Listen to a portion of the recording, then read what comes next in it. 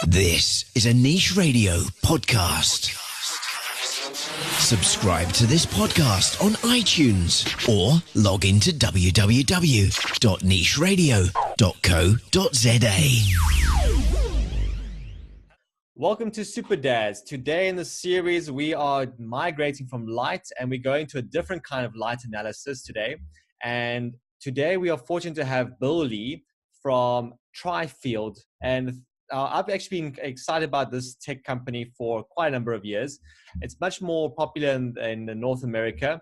And, now they brought a new version called the Trifield 2. And I thought it'd be really exciting to actually have them on the show, discuss the product, because it's one of those things of, if you're worried about non-native EMF in terms of the magnetic field, electric field, or radio frequency field, and you're wanting to have a good device that's an all-in-one combo, it gives you a basic understanding, it's really affordable. I am a big fan of the Trifield. And the new model is really syncs to me. It looks quite cool and gadgety and techy. But again, numbers can be quite intimidating to everyone. And we kind of want to give you a rundown about the company, about Bill and what the guys do at Trifield, and the different techs that we have. They've also been very kind enough to sponsor prizes today. We got a Trifield meter TF2 to give away, as well as a line EMI meter, which we're going to discuss both in the show. So Bill, thank you so much for joining us here today. Thank you, James. So, tell us a bit more about sort of yourself. Everyone always has you obviously being a dad yourself as well. So, being in this company, you're a super dad. Well, technically speaking, I'm not a dad, but I'm a dad of the company. Well, the thing is, what we cover in terms of, yes, you're a dad of the company, but you're also a dad to your community. Because the type of technology you developed, you are one that goes out to help protect the environment or make the environment better. And the ethos or the synopsis of a super dad is one who goes out of their way to create a more optimal environment or more protective environment and being educational at the same time. So that's sort of the key thing of having you as a guest on the show. Oh, thank you. It turns out that there are some electromagnetic fields out there, of course, that are of artificial origin. And it's nice to know where they are. Sometimes they can sneak up on you and maybe expose you to high fields that you'd like to get away from those areas or shield them or something like that. And you don't always get fields where you expect them to be. The kind of fields we're talking about here are a magnetic field, which come from the power lines, etc. Electric fields is a second type of field which can exist independently of magnetic fields. And those come from power lines also, or highly charged electrical objects, that sort of thing, or improperly grounded things. And then a third type of field we usually talk about when we talk about EMF is the radio waves or microwaves. Those are much higher frequencies than what we normally talk about with the first two fields, the electric field and the magnetic field. Anyway, it's possible to measure all three, get an idea what's going on, and to get away from a particular field or to shield it from you. It's slightly different, depending on what the field is. So another thing, we're not going to cover too much in the show today, but another one that you didn't mention is also the visible spectrum field. So for example, blue light, and that's another part of the spectrum. So literature tends to be very discriminative of it. And, even when you have PhDs trying to talk about it, we call it the PhD disease, where they want to become highly specialized in one field only and have all these complicated words for the same thing. And, we wanted to use Occam's razor, where the simplest thing is, the solution. And the idea is that, having a device like the Trifield or the EMI line meter is that it gives one a more visual awareness and visible spectrum of the non-native EMFs around them, and to sort of get this better understanding. That's the point of the show, to understand these EMFs and not to have this paranoia ghost hunting effect like most people. They get the device and they now go hunting around the home looking for something, or in the case of where they might have their child playing around with it and they pick up something, like you said, that they didn't expect to find a field. So that's the beauty with this type of technology. Yes. By the way, you'd mentioned the blue light, etc. It's kind of interesting. I recently got cataract surgery to replace both the lenses in my eyes. And I found out that I could see more ultraviolet and violet than before. It's possible that those short wavelengths of light, although they're not technically called EMF, they are sort of in a, if you extend the spectrum of RF radio frequency, that is up much higher, you get these photons, light, etc.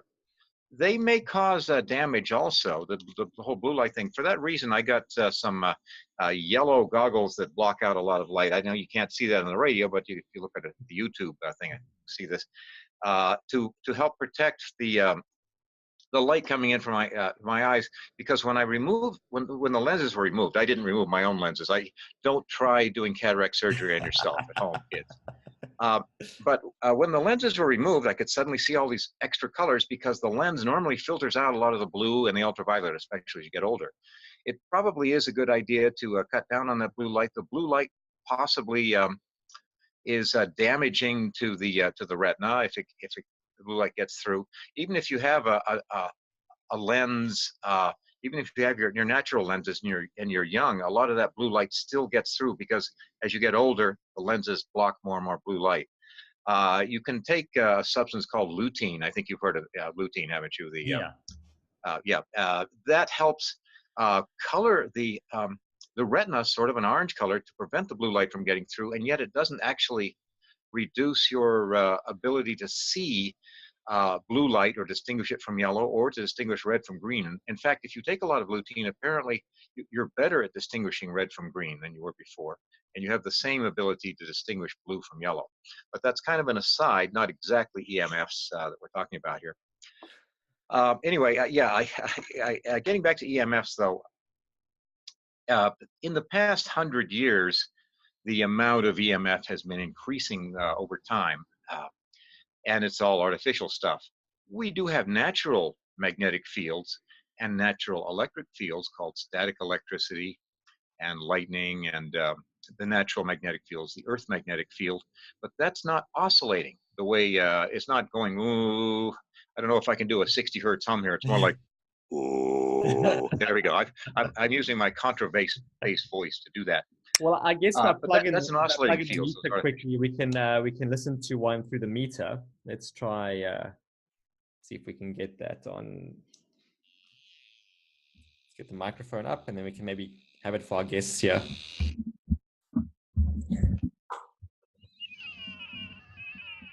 So I don't know if our guests can maybe hear that, but that sort of gives them a bit of an indication of the field there. But yes, let's carry on. I was mentioning that these three types of fields can exist independent of each other. If you go over to a mains outlet on the wall, for example, and you measure fields, if it's not plugged into anything, you're going to get a lot of electric field there because there are wires, but you're not going to get any magnetic field at all. On the other hand, if you go over to something with a motor in it that's running like a compressor in a refrigerator, then you get a lot of magnetic field and usually don't get any electric field because the refrigerator has a case, has a metal case around it that's grounded, and that prevents any electric field. And finally, things like a microwave oven and cell phones, or mobile phones and the mobile towers, mobile masts, produce a lot of radio waves and not necessarily much of the other waves. And radio waves you can shield really easily with just aluminum foil, for example. If you place that between yourself, where you want to shield, and where the source is, the mobile mast or whatever, it will shield it. Radio waves reflect right off that. It's very easy to shield. Or you can use the you've seen probably screen door material that's aluminum, that not the stuff that's plastic, but the aluminium stuff. I should pronounce correctly here, aluminium. But that works quite well too, and it's a little less unsightly than perhaps putting aluminium foil or tin foil on your wall. But either one will work well. And aluminium siding works pretty well, actually, on the outside of a house to prevent the radio waves from mobile masts from getting into your house. So that's one little prevention. Magnetic field is a bit harder to shield. It's perhaps easier to get away from it, because often when where the power wires come into your house, there's a box there with the circuit breakers, etc. Often there's a very high magnetic field close to that, but as you get farther away, the magnetic field is much less. So if you've got your bed at the head of your bed, especially near that in a room, perhaps it's best to move the bed a little bit away from there. And electric fields are very easy to shield also. Now, funny thing is, magnetic fields go right through the body, but electric fields and radio waves don't. They get penetrate. They are reflected off the body or just absorbed by the body. But magnetic fields can go through your body, so it's harder to shield magnetic fields. You have to use usually thick metal to shield a magnetic field if you wanted to, where the wires drop into your house or where that fuse box or circuit breaker box is. If you want to shield a magnetic field from that, you have to use a sheet steel or something like that, but it does work, just a little harder. Or more like a particular kind of alloy that's needed because not any type of metal works at shielding. So it's sort of more like a different type of alloy that works much better. There are alloys you can buy that are quite expensive that are called mu metal. Mu is like MU, like something a cow or a cat might say. I think a cat was more likely to say mu. Anyway, the mu metal is about 100 times as expensive as just regular cheap steel sheet, and it's better at shielding. But if you use a couple of sheets of steel, one behind the other, it works probably about as well as the mu metal. So it's actually a cheaper thing just to go down to your local hardware store and get some steel sheets. So with the steel sheets, I mean, in a domestic environment, sort of how thick, inches or millimeters would one need? Generally around a millimeter thick. It's the thickness that it's getting pretty hard to cut with scissors, but you can do it. It's also called 16 gauge sometimes, but the steel flashing, I think they call it, in hardware stores, it usually comes in rolls. You just unroll it and cut it. You can put that up on the wall, and that cuts down the magnetic field a lot. It will automatically cut down any electric field that's there, but usually there's not much of a problem with electric field. So I guess they can also work quite well. A lot of people are now working from home, or they like being at the computer at home, and they would have their desktop plugged or plugged into the wall socket. So where their feet are, they could actually just put a facade there of a metal sheet, is what you're saying, and that could help block the magnetic field by their feet from the power outlets. Yes, that would be true. However, near those mains outlets, there's a power outlet. There's only electric field there. Not much magnetic field there. The magnetic field comes from the objects that actually are I don't know that you're plugged into. I can give you an example if you listen to the sound here. I'm going to hold up I've got a Trifield meter here. Let's see. Let me put this on electric. Okay, I'm going to monitor the electric field here. Can you hear the sound from that? Yeah. All right. Now I'm going to hold up a power cord here, and this is on electric. If you get the power cord very close to the Trifield meter, it produces a lot of electric field. Take the power cord away, there's not much electric field. Now, if I set it to detect what the magnetic field is, on the other hand, get the power cord near it, which I'm doing now, nothing. Now, even when I turn the appliance on, this is a heater I've got it connected to right now, and even when I turn it on, there's not a lot of magnetic field in the power cord, but if I'm going to bring this heater up close to the Trifield meter, all of a sudden the magnetic field goes very high. Yeah. So what you want to shield is the appliances that are connected to it, not the wall outlet or the mains outlet.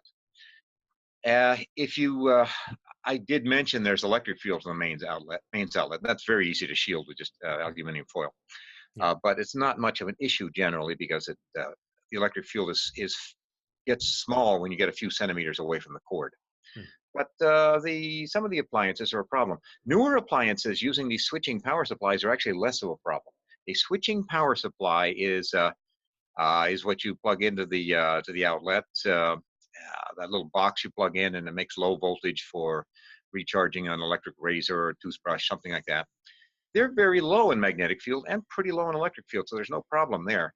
Anyway, these things are fairly easy to measure, though, to find out what if you have an older power supply, it might have a lot more field. You can just measure the magnetic field with it if you have a meter. So let's give our, I mean, again, we're talking measurements and what you're saying, the words low. I mean, for our audience members, you know, it's, you know, what you have a baseline metric, so it's able to give a better subjective view. But for listeners, they, you know, if they have their tri-field meter, what would, you know, the values be considered as low versus not low or worrying? So what's, so we have the unit here, you know, so let's go first. I mean, there's there's a couple of different dials. The ones are standard versus the weighted. So let's talk about those two different categories, and then, you know, the values within the magnetic and electric field before we go on to the RF field.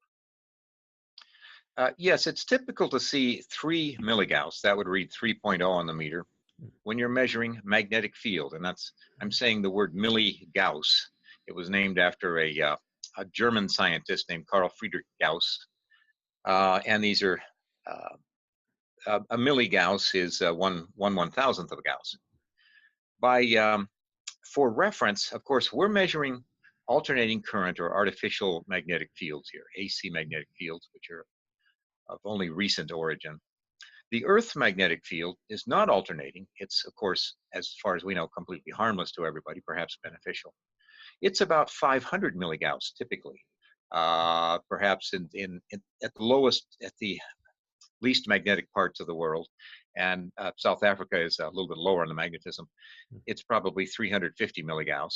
And when you get up to northern Canada, it can go up to 600 milligauss.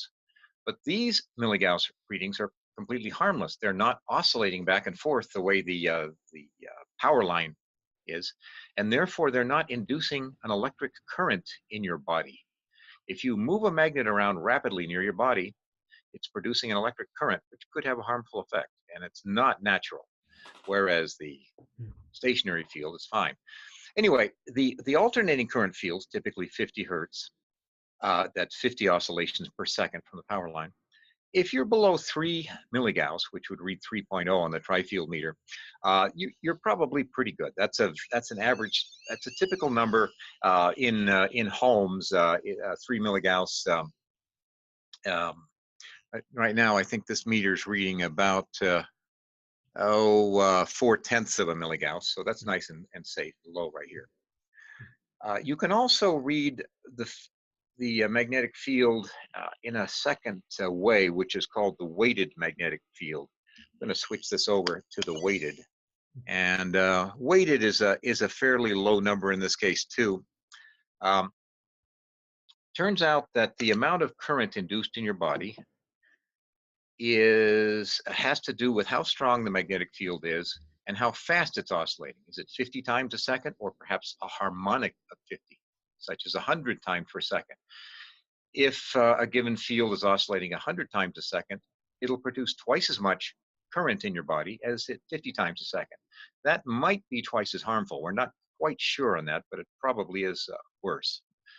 So if you have 10 milligauss at 50 times a second versus 10 milligauss at 100 times a second, 100 hertz, the 100 is probably worse. And in addition to the 50 hertz, you get harmonics of 50 hertz, 100 hertz, 150 hertz, etc., and from simple motors. And more complex appliances, such as the fluorescent lights, have very high frequencies. They may be 30,000 hertz or something like that. And so the weighted versus magnetic is a sort of a subtle technicality in making magnetic measurements. But the weighted measurement on a tri-field meter tells you how much current is being produced in the body. And the regular magnetic, non-weighted or standard magnetic, tells you what the standard way they measure magnetic fields. There's not a huge difference between the two readings, but some people want to use weighted. Normally, you just use standard. The same thing is true of electric, by the way. Yeah. So for frequencies. So for electric, I mean, yeah. So what type of values is one wanting to typically have in their home environment or in their exposure environments? It's typical to see less than 10 volts per meter. This meter reads up, this tri-field meter. By the way, when I say the word meter, I'm talking, of course, 100 centimeters per length, but tri-field meter is, yeah, okay. Sometimes it gets confusing. This tri-field, I'll just call it the tri-field.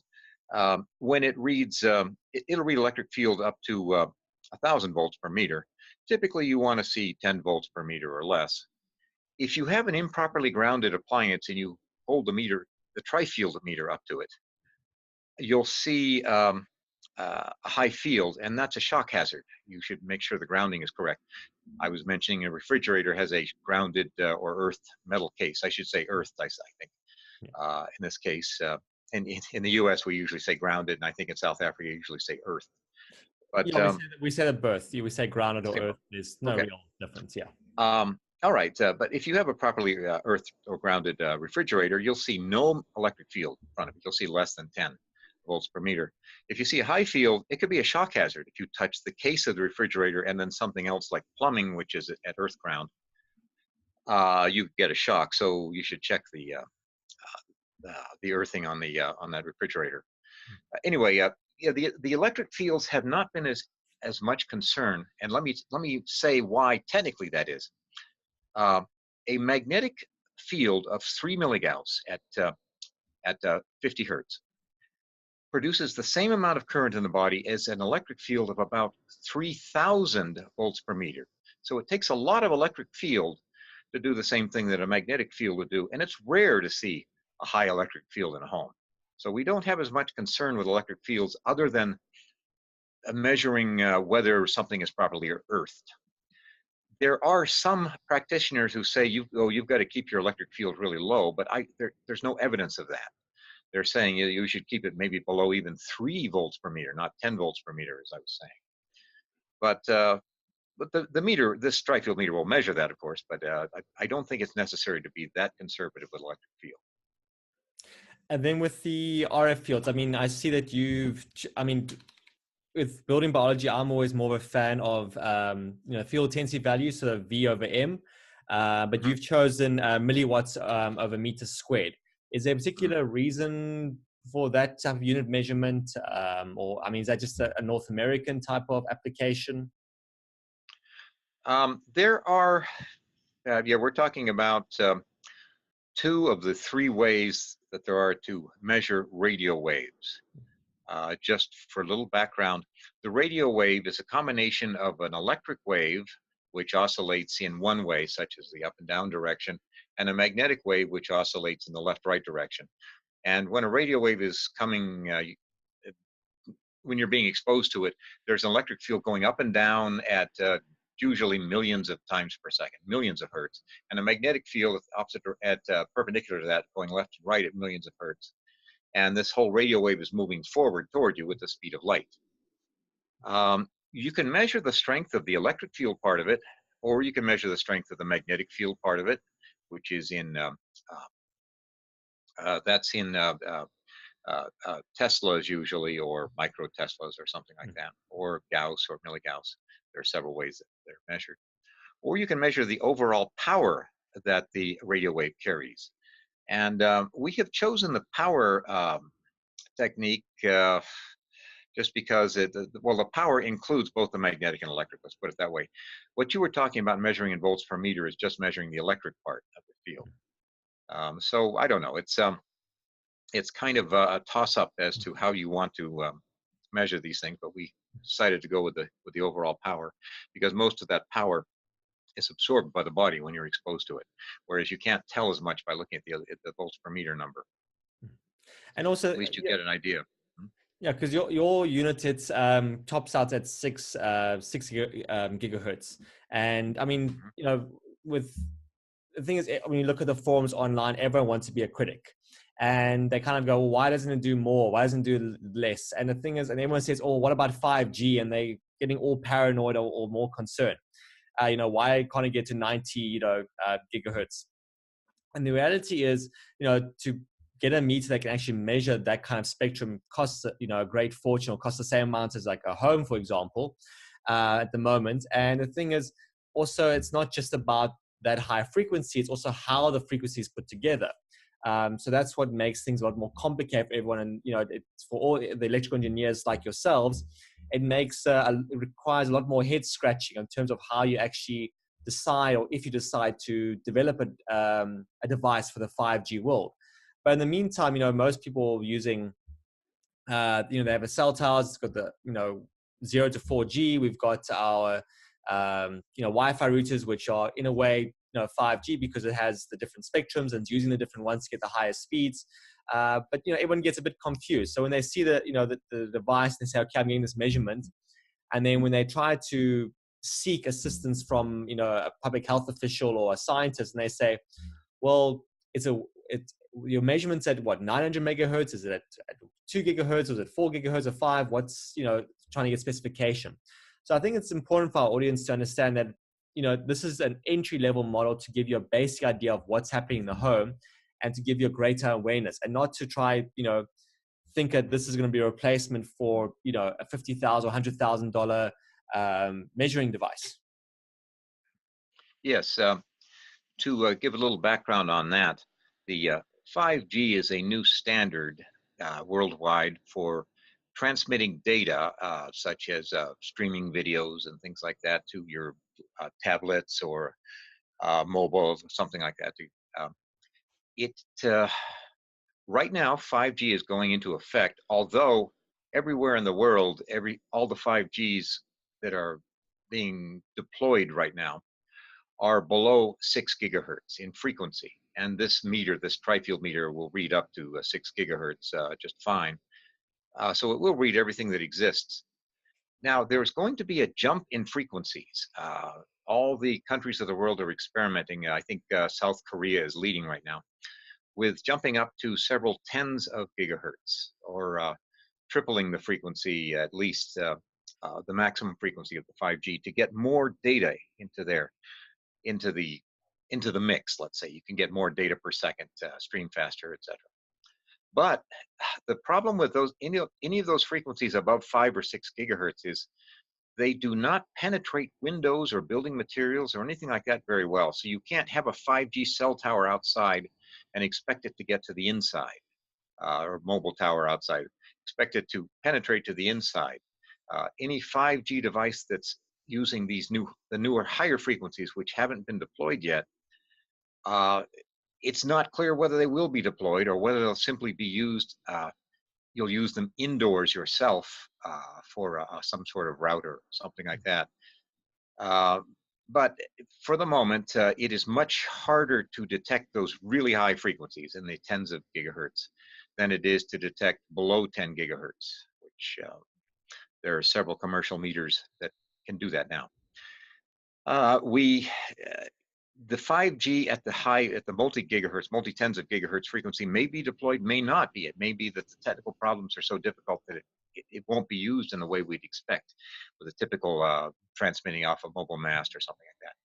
So I don't know what the future is for 5G, but for right now, it is very difficult to detect the ultra high frequency signals. It takes one little tiny miniature antenna for each of the bands, each of the many hundreds of bands be detected. And there will be specialized 5G receivers, of course, built into your tablets, which can only detect certain of those high frequencies, but won't be able to detect necessarily a wide bandwidth of frequencies. Anyway, we don't know what the future is of 5G. Right now, all the 5G that's out and with the next few years is all detectable with this type of meter, the Trifield meter. I think that's also what people misconceive. So again, 5G is more about a communication protocol, and the 5G setup between cities is not going to be the same. It's not like a set protocol. I mean, what would be, say, here in Cape Town, South Africa, will be different to where you are, or it might be different to London, or even a different city within South Africa. So that's typically because of the different terrain or different obstacles or environments.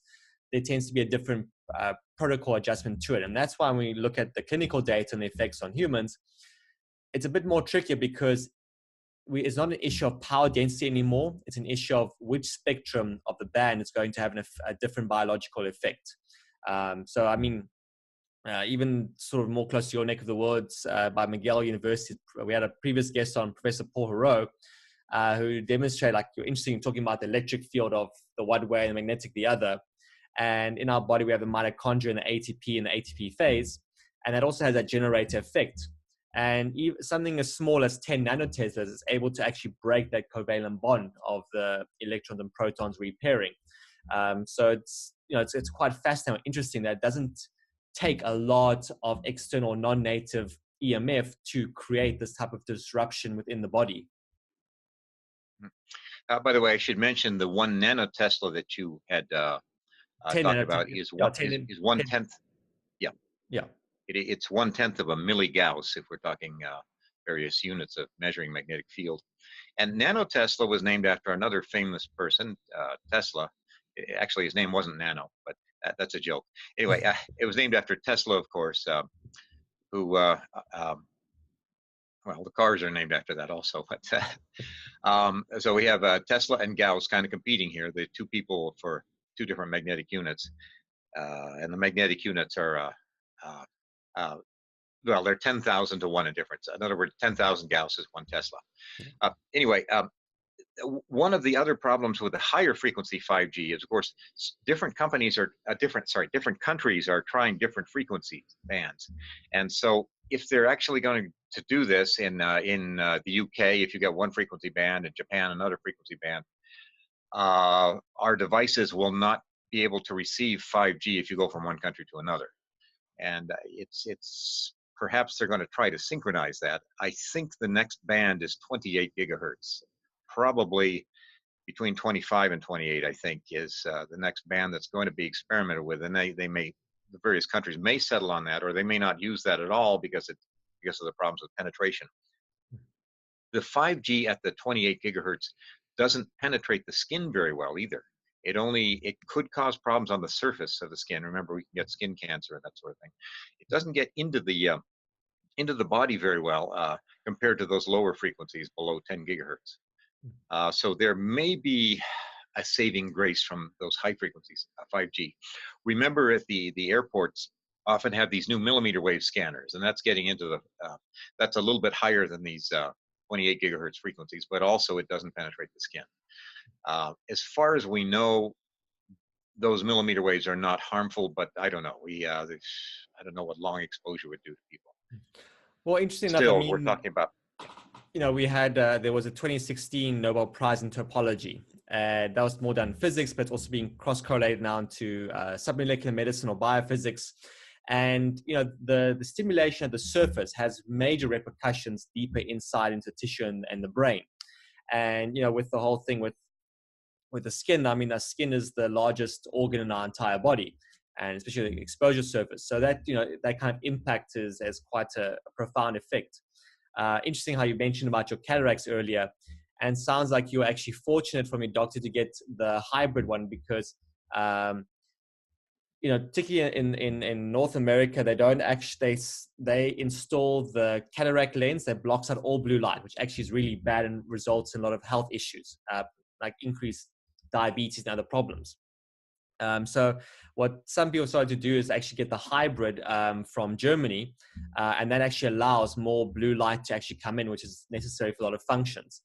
Because in the 40s, when they started actually first removing cataracts, they didn't put a lens in, and that's why people were able to see this whole new spectrum and difference of colors. And you had a couple of famous paintings, like there was one, I think it was Van Gogh, where you had the haystacks and the beautiful colors all coming out of it. So it's quite interesting that being able to see that. And because this whole thing of cataracts, it's a natural blocking effect to the artificial blue light that we have in our environment. The other aspect is macular degeneration. But that receptor in our eye, the melanopsin, is also found in our skin. So, that's showing why there's this correlation that even if a person's blind, again, there's different kinds of blindness, but they will still be able to tell the type of light frequency by the interaction with their skin. Yes. And we have a lot of artificial lighting that we didn't have 100, 200 years ago, all night, and there's a lot of blue in these lights. It's funny how the light systems are changing from the incandescent lights to the gas lamps, the compact fluorescent. Yeah, and then the LEDs. Now the LED lights have less blue in them actually than the fluorescents do. So there's less blue or ultraviolet than the fluorescents do. They cut off the ultraviolet. I should mention that if you get cataract surgery anywhere in the world nowadays, the standard lens without yellow blocking blocks a little bit of the ultraviolet. It blocks kind of far into the ultraviolet, the UVB they call it. That's the shorter wavelength and more damaging ultraviolet. which is from, I think, 360 nanometers, whatever that means, to a shorter wavelength. It's the very short wavelength. And it doesn't block the UVA though, and I can see the UVA now that I've got standard lenses put into my the standard lenses put into my eyes. There are also some lenses you can get that block the blue a little bit better than that, which I would have preferred, but well, I've got what I got. So I can see as soon as I got these lenses in. Before I got the lenses in, I couldn't see the far violet, the normal thing we call violet in the spectrum. And after the lenses, I could see the far violet and some of the ultraviolet into the first 5 or 10% of the spectrum into the ultraviolet. In other words, normally you can see from 700 nanometers, that's red, to 400 nanometers. These are wavelengths, and that's the violet light. I couldn't see past about 410 nanometers, so 400 I couldn't see. But now I can see up to 365 nanometers, which is ultraviolet. And when you look at the spectrum through this, I can see a very beautiful violet at 400 nanometers. But once it gets to shorter wavelengths, that into the ultraviolet, it doesn't look violet anymore. It's just sort of a bluish white, a bland bluish white, all the same color up to 365 nanometers. And then that's where my lens takes over and blocks past that point. Might be nice to have lenses or artificial lenses put into the eye that block the yellow light, which if you're looking at YouTube, it's these kind of things are quite inexpensive. I got this at a Walmart, and the spectral blocking on these glasses are great. You can get ones that look yellow or ones that look pretty clear, I'm holding up one here. It's just a slight yellowish tinge, which blocks that ultraviolet and a little bit of that violet. These are readily available, and it might be a good idea to wear these if you're staring at blue screens a lot or something, or going outside without the regular sunglasses. And good sunglasses, if they say UV blocking, they work. They're very good at blocking UV. Yeah, well, I mean, it sounds like your ophthalmologist has sort of been feeding you the wrong information based on what we understand from the clinical data and actual data of melanopsin, particularly the papers that have come out, because going out into the sun, your body needs, your brain needs that blue light. It's vitally important. The problem comes in the artificial environment where you have an imbalance of blue to red light. So outside, we always have that 42% infrared light or red light. But indoors, with LEDs, there's two issues. The reason why they're blue light is that because one, Google has a patent and for certain usage reasons. The second is energy efficiency. So the blue light bulbs are a lot more energy efficient than the red ones that take up more energy. But in your internal environment or in your office and that, it's kind of interesting because you have those your fluorescent lights behind you. We can talk about those where since we're talking about electric fields and magnetic fields. So normally, you have the electronic ballast on there. There's quite a high electric field and or a magnetic field and the flicker effect. But one can do the thing of switching it to a DC circuit, and then that removes the flicker effect substantially. And also, there's not really that issue or concern anymore regarding the electric or magnetic field. Yes, that's true. Incidentally, I got glasses not because, well, let me put it this way. My natural lenses were blocking a certain spectrum, and I got glasses that just go back to blocking that spectrum. I'm not trying to change what was natural. So no, that's the reason for that. Anyway, yeah, the fluorescent lights, the earlier ones were flickering at 50 hertz or something like that.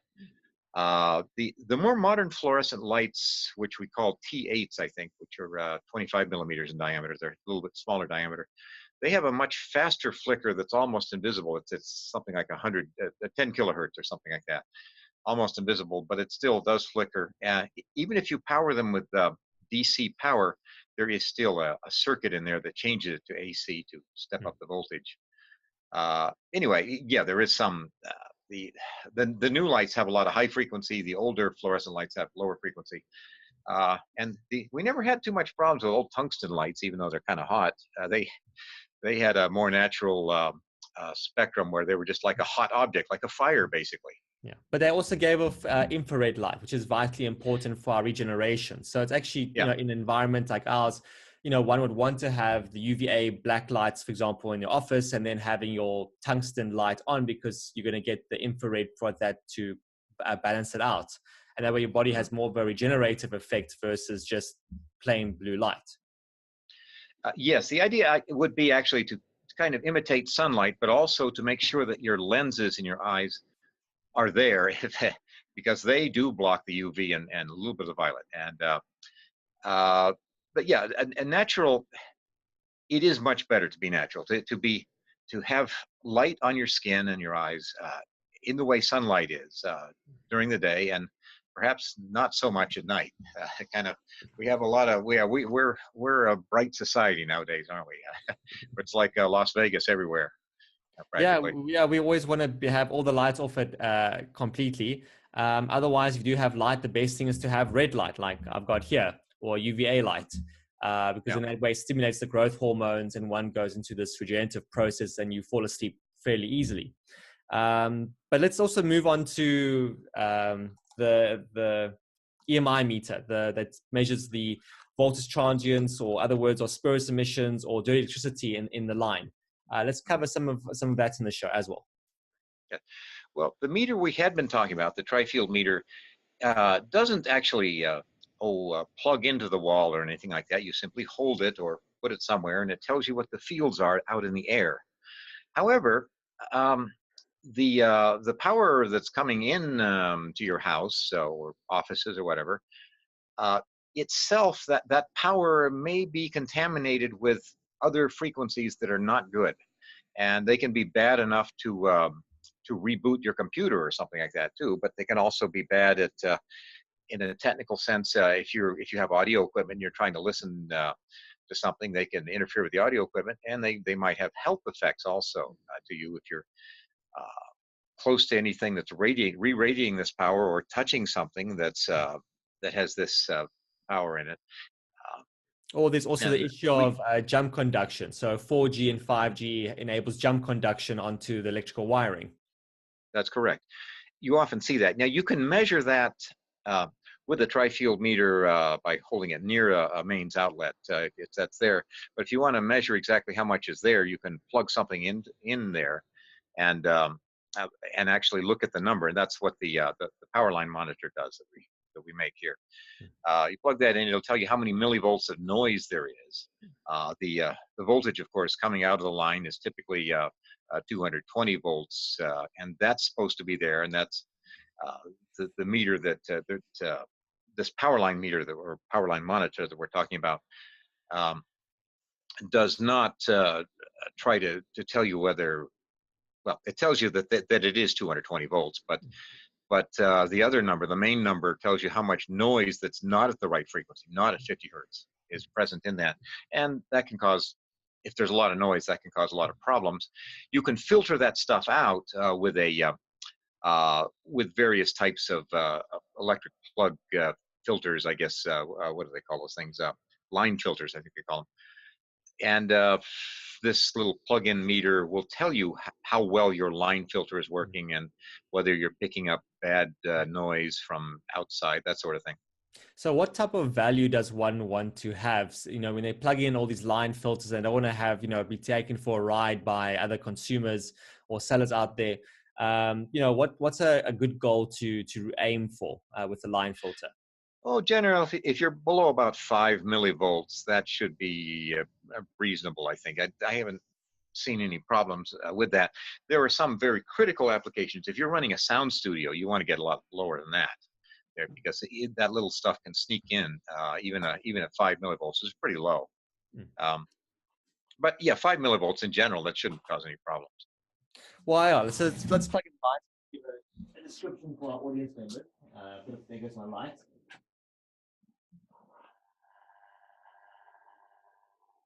All right, so I'll just turn off the audio now. So I'm getting, at that point now, 300 and on this line point, 340 millivolts. When I unplug everything in the home, then I get about 784, and then when I put in the filters, then I get about, in other parts, about close to 100 or just below 100. Yeah, let me think about that. I need to I may have misquoted on the 5. That would be a super clean environment, Yeah. and you're not going to be getting that typically. Yeah, But no, I mean, yeah, yeah, so from, I mean, looking on the different literature, one typically wants to have a value of 100 or below. That's sort of an ideal for one's that's going to be, yeah, if you're fairly well filtered, I guess I mean, if you've got um, uh, if you're above 100, I would definitely be putting some filtering in. yeah. Try to get it low. I mean, But I was in the hospital the other day doing some measurements for one of the doctors there, and they were having about 1,800, so 1,800 millivolts, and it yeah, was the other room was where they had very sensitive equipment for measuring brain activity, the alpha and waves and that. And even the doctor was saying how it's a problem because he can't do proper measurements, even though they've got the software to try filter it out on the readings.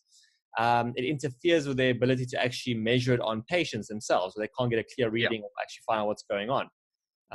So, I mean, in those kind of cases, it's vital to actually, like you said, have it down to 5 millivolts to actually have this clear reading.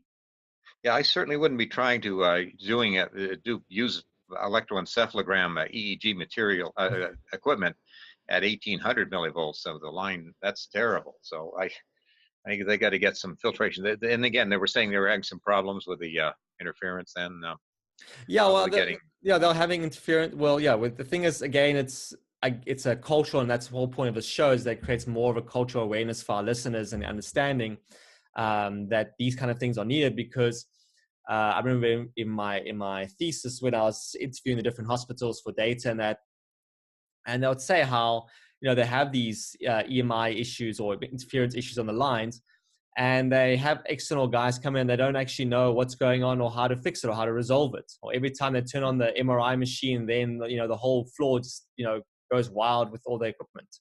So they don't know properly how to actually shield it or what to do or how to fix the issue. So having devices like these works quite well for even the average consumer or person or concerned parent to buy it. It's very much more affordable than other expensive equipment.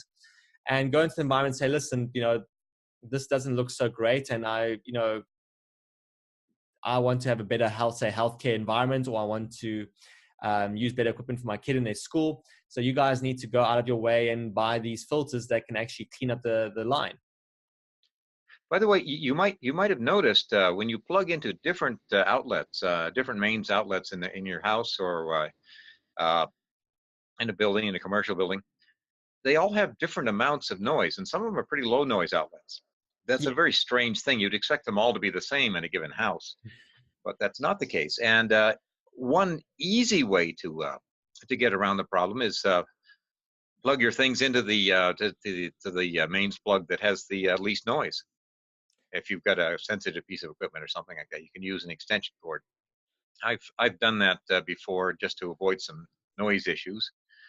Um, but a slightly more expensive way is just to get a line filter, which they're sold all over. You can get line filters in any general hardware store, etc. They're not particularly expensive, and they're pretty good at cutting down that noise. Yeah, unfortunately, they're not that easily available here in South Africa. So one of the companies, EMFSA, they sell domestic line filters for plug points for a person's home. Otherwise you have to go to a specialized electrician supplier, and then you have to have an electrician install on the line, and that you could get something for close to $1,000. And then that sort of it's much more high grade that can cover the entire home. So it all depends on if there's spurious emissions or voltage transients coming in from externally, or if it's being generated within your home from your different appliances. Yeah, um, it does turn out that simply putting a capacitor, this is an electric component, the capacitor across the two the hot and neutral wire, which a lot of these expensive line filters actually are, that can reduce the noise a lot for not only for that particular point, outlet point, but all around the house. And plugging in one of these filters that has a capacitor, and it can do that. And I got to say, those capacitors only cost a few dollars, so they're not. Um, um, yeah, a few US dollars. So not very expensive. I guess I would say a few rand or something like that.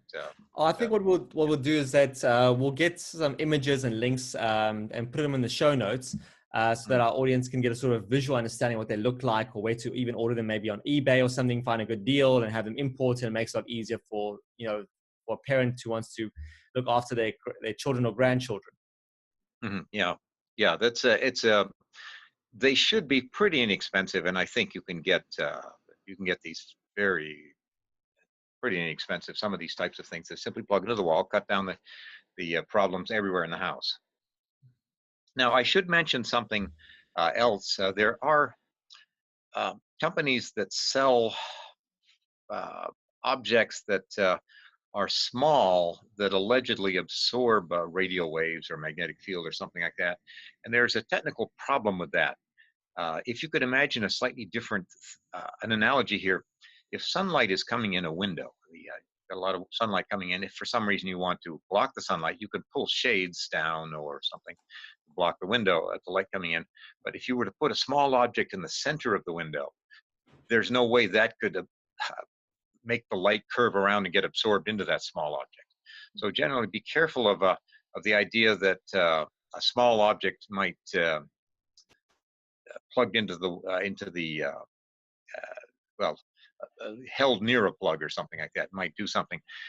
A small object like a capacitor plugged into the wall can actually do something, but something put near the outlet isn't necessarily going to do anything unless you actually plug it into the outlet. So let's, so we covered in the beginning of the show, we talked about reflecting materials. So, steel sheet or aluminum foil. So what would be an example of radiation absorbing materials? You can absorb radiation. That's usually not done in this case. But the aircraft, for example, that are anti-radar, these advanced stealth bombers and things like that, use a type of material on the surface that's essentially carbon. And they have an outer layer of carbon that's not very conductive, and then below that is a layer of carbon that's somewhat more conductive, and then below that even more conductive. And those actually absorb everything. The reason we're talking about this is, sure, you have a sheet of aluminum foil that'll prevent radio waves from getting to you, but the radio waves reflect off the foil. And so on the other side of the foil, where you have both the radio, the mobile mast or whatever, and the aluminum reflecting it back, it's even stronger waves. You have twice the power, or 4 times the power, something like that, on that side, and you have no power going to the other side. Now, if this material were to absorb the energy instead of reflecting it, then you would have very low power on both sides of the reflector that you're putting up, or absorber. It's difficult to make good absorbers, though. They're kind of expensive because there's multiple layers of varying electrical resistance material. But it's easy and cheap just to have a reflector. Like any piece of metal works fine to reflect RF radio waves. So an idea of a potential, not the type of absorbing material, would be the same as you use an anti-static mat or grounding mat that's put underneath when working electrical equipment or putting for a bed, because that you get the carbonized rubber ones, and that in a way would be able to absorb some of the radiation, then dissipate it into the ground via the grounding cable. But again, to cover up a wall would be quite an expensive process, but it can work very well if you're wanting sound shielding at the same time. Yes, they usually are kind of soft, and that's good for sound shielding. And then they do absorb the carbonized rubber is the kind of material used to absorb radio frequencies. It will also get rid of the electric fields.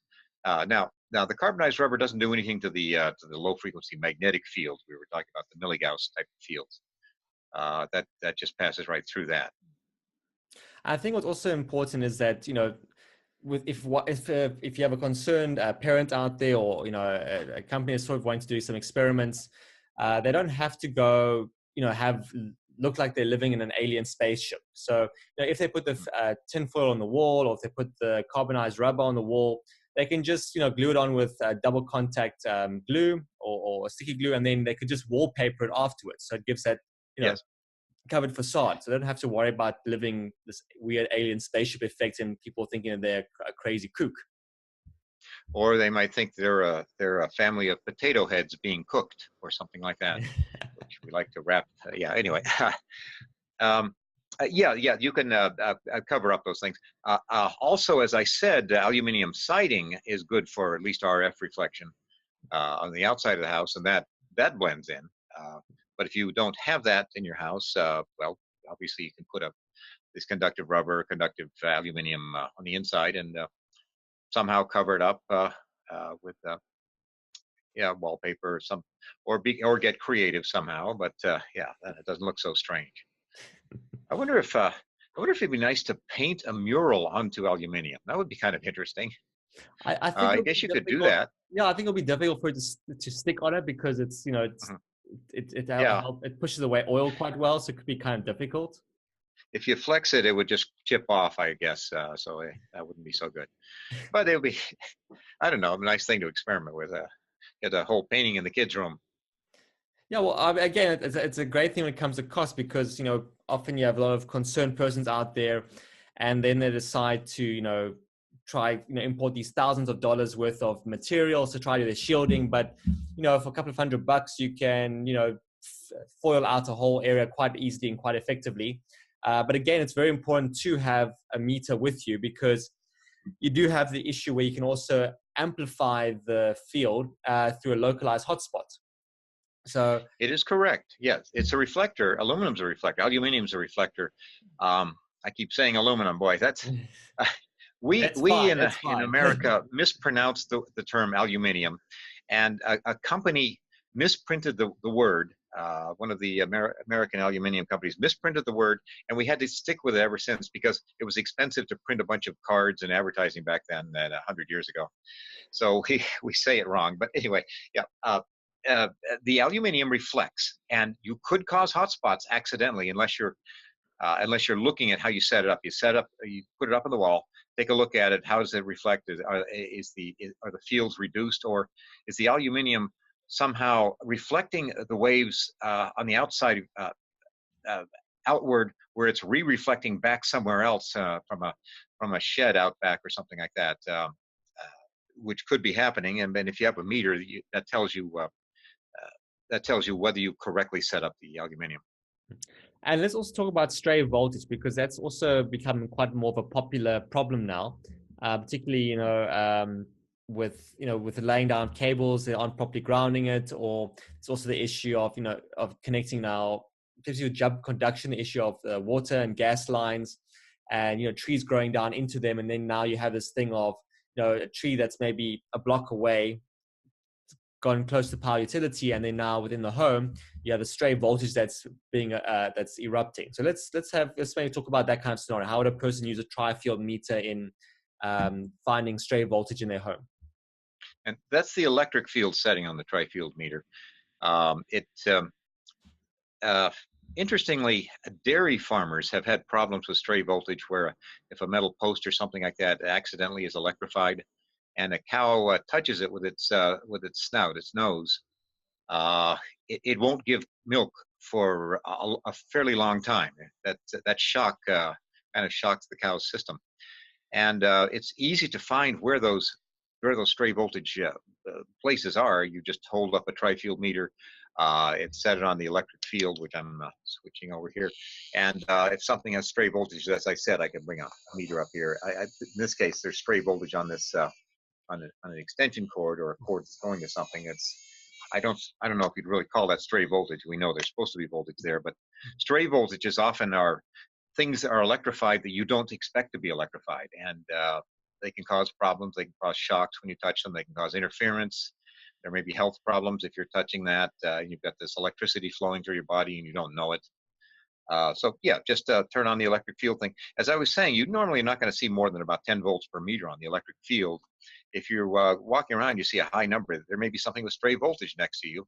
Hold it, move the meter around until you get a maximum field, and that tells you where the thing is. So, I mean, if you know, one doesn't necessarily have to walk around their home, they can walk around their neighborhood if they're picking up a stray voltage and try isolate or find out where's the source of the stray voltage. Yeah, that is correct. And it's very easy to do with a meter like this. I have noticed one a little bit odd effect. There is a tiny amount of oscillating electric field in nature when certain trees, when they're blowing in the wind and the leaves are touching against each other, you do get a little bit of voltage from that. It's not much, but you might get that outside looking at the electric field in the Trifield meter. These true stray voltage sources are, however, are much stronger than that. You go up to them, they go way, way high. But you might notice if it's a windy day, a little bit of voltage kind of in the background. You say, oh, where's this coming from? Where's this coming from? Well, it's just, that is actual natural static electricity. But nobody touches a tree trunk and gets a shock. That's not a problem. They would get a shock if that tree was right over a buried power line and somehow the power line was not properly shielded or something like that, or if it touches an aerial power line. You can get some electricity from that, and that would be a much stronger signal. I'm just saying, you will get some false signals from nature that are very weak and kind of diffuse. You can't exactly tell where they're coming from. Yeah, I think that's very important. Like I said in the beginning of the show, you know, one's going to get a meter delivered in their home. You know, it's great packaging. It's very exciting. And then a person's going to sort of want to run around and try to see, look, I got this value and I'm now going to be in danger kind of thing. So it's very important to actually sort of try to create some context to the values understanding. You know, if you can make the environment as low as possible, that's one's goal, because it's only going to be beneficial to your health. But if you are going to create this ambient stress of like constantly worrying about these values, then it's also going to create a negative effect on you at the same time, because the stress is going to, you know, impact your parasympathetic nerve. But I find also quite interesting. Sorry.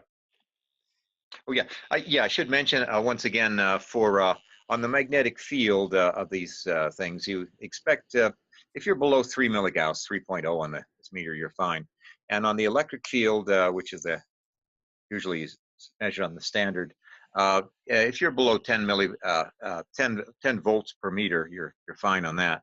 And on RF, we didn't mention that. Typically, there's a big number at the bottom, which is the overall average field. And if that average is below maybe 0.100 milliwatts per square meter, then that shouldn't be a problem at all. There's also a small number at the top which shows the peak. And near any sort of Wi-Fi router or smart meter also, you'll see occasional pulses or peaks going up, and it'll hold this peak number for 3 seconds roughly, so you can look at what the peak was. But the main thing is the average number, which is the big number, and if that's below about 0.100, you should be fine.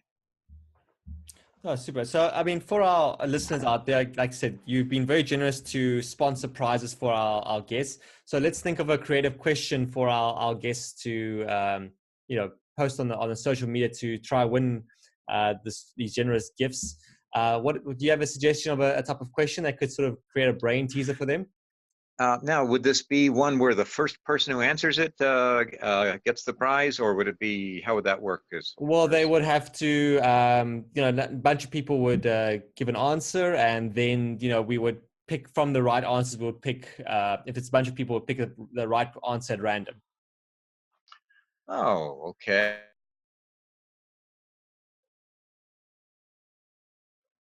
Your sound is just broken up, so let's try. Just a second here. Let me think here. What would be a good? All right. What is Tesla's first name? All right, that's a good one. Yeah. I think we can work with that. All right, so there you go, audience members, listeners. So in the comments section of the show, so be on any of the social media platforms, so the Facebook or the YouTube or on any of the pages, you know, put down what is Tesla's first name. I almost said the answer out there by yeah, you gotta be careful. Yeah. And yeah, then what we'll do is after a week, we'll pick out a random winner if there's multiple of right answers, and which should be quite easy for you guys to figure out. And then we will select a winner and congratulations, you will have a Trifield meter as well as an EMI meter as well. All right. Bill, any final words for our audience members out there? Well, try to keep safe and try to live natural. We have a lot of artificial stuff out there. Kind of try to avoid it. You're going to be better off that way. Other than getting, you should get advanced medicine if you break an arm or something like that. They're pretty good at setting them, which maybe they weren't so good in the 1,000 years ago at treating broken arms. I don't know. Fantastic. Right. So our listeners, don't forget to enter the competition. We're also going to have in the show notes, we're going to talk about those capacitors for the EMI meter. And Bill, thank you so much for giving us a very detailed explanation of the show today. Thank you, James. For more, visit www.nicheradio.co.za.